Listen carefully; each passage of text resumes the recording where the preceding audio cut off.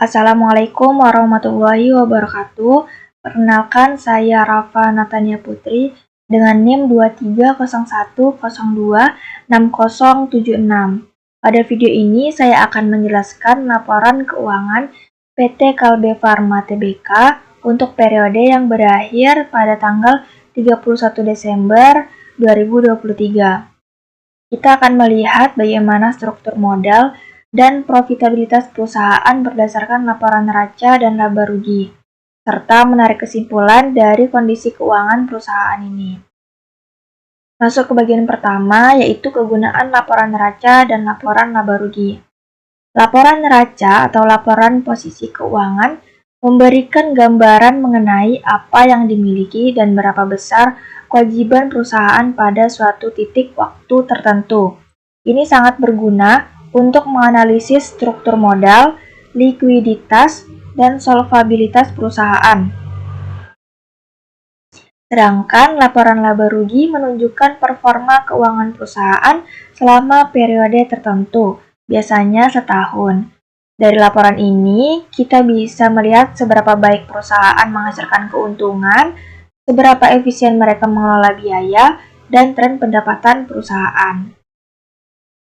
Masuk ke bagian kedua, yaitu struktur modal berdasarkan neraca. Sekarang kita lihat laporan neraca PT Kalbe Farma per tanggal 31 Desember 2023. Di sini ada total aset.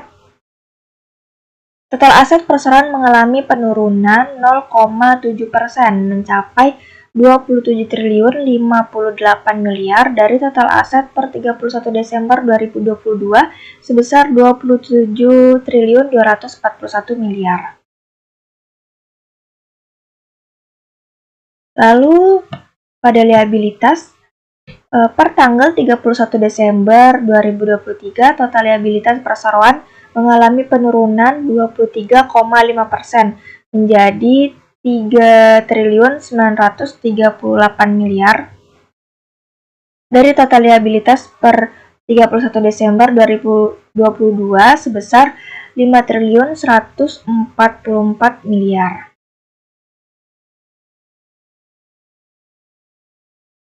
Lalu pada ekuitas per tanggal 31 Desember 2023, total ekuitas perseroan tumbuh 4,6%, mencapai sebesar 23 triliun 120 miliar dari total ekuitas per 31 Desember 2022 sebesar 22 triliun 97 miliar. Nah, ini menandakan bahwa perusahaan memiliki struktur modal yang relatif sehat dengan porsi ekuitas yang lebih besar dibandingkan hutang. Ini menunjukkan bahwa Kalbe Farma mampu mendanai operasinya dengan ekuitas, mengurangi ketergantungan pada hutang yang berarti resiko finansialnya lebih rendah. Oke, lanjut pada bagian ketiga, yaitu profitabilitas berdasarkan laporan laba rugi.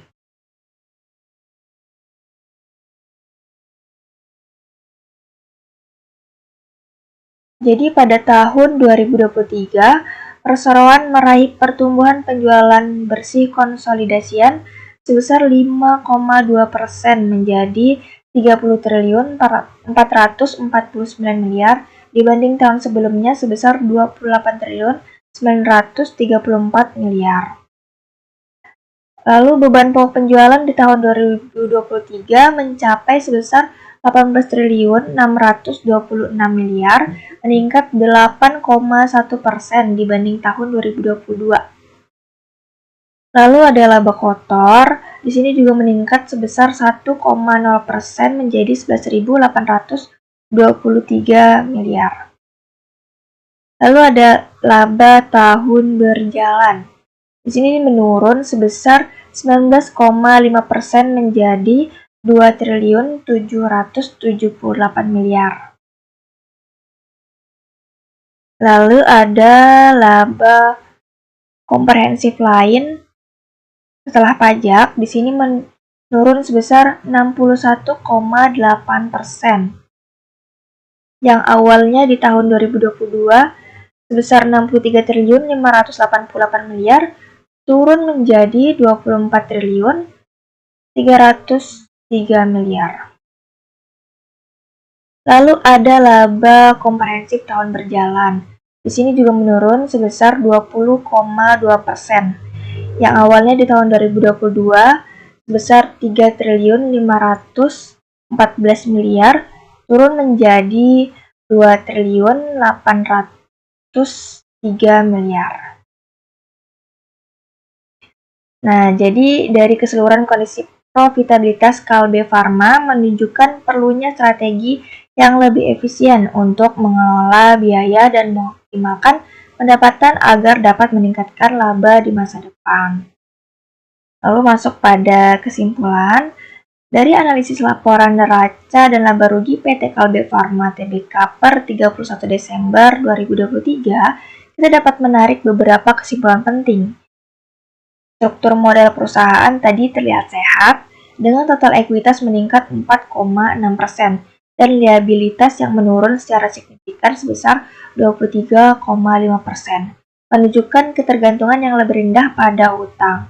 Namun, di sisi profitabilitas, meskipun penjualan bersih meningkat 5,2%, laba tahun berjalan mengalami penurunan 19,5% akibat kenaikan beban pokok dan biaya operasional yang tinggi.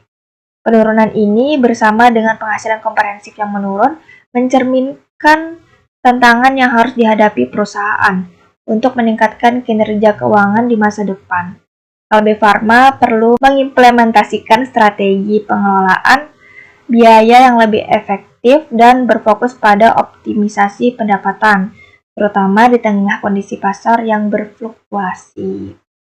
Jadi mungkin itu saja penjelasan saya mengenai laporan keuangan PT Kalbe Farma per 31 Desember 2023. Semoga penjelasan saya bisa bermanfaat bagi kita semua. Kurang lebihnya mohon dimaafkan. Wassalamualaikum warahmatullahi wabarakatuh.